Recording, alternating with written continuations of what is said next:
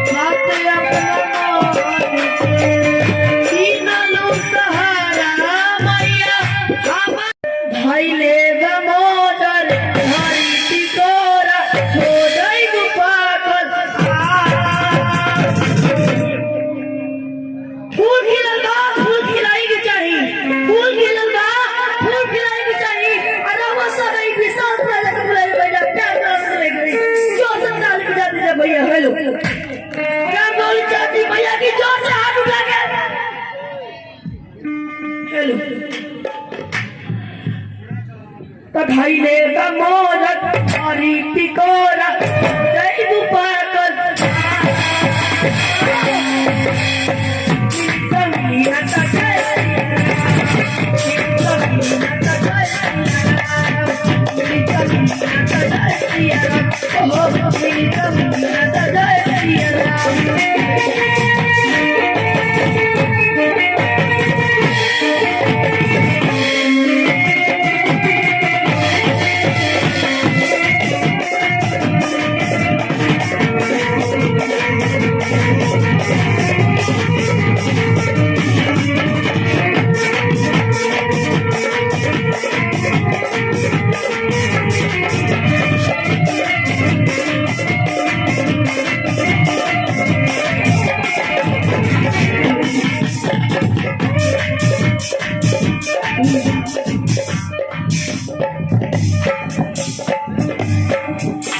भगवान ने आप सभी को बड़ी फुर्सत से बनाया होगा।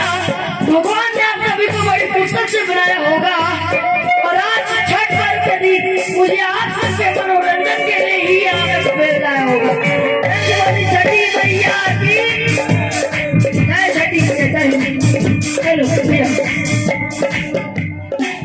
यही से हम कहते हम कि हम सिंगल सजा यही प्रोग्राम का आरम्भ भी करते हैं। और हमारे यूट्यूब पे बहुत होगा विशाल प्रदोष विशाल सजा सो म्यूजिक चैनल से वो सब के साथ बैठ जा ऑडियो सॉन्ग के साथ बैठ विशाल प्रदोष भोजपुरी को आ जाई सही संग बोले के जय श्री मैया की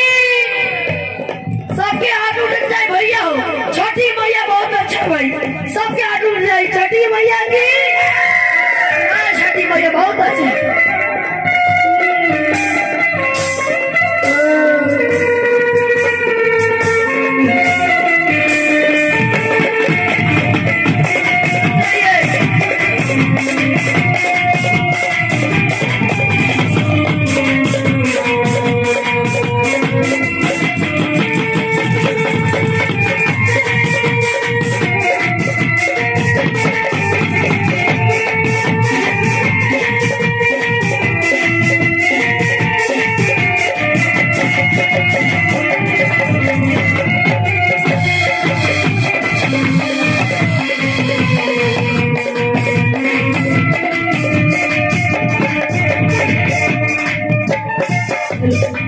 धन्यवाद भैया।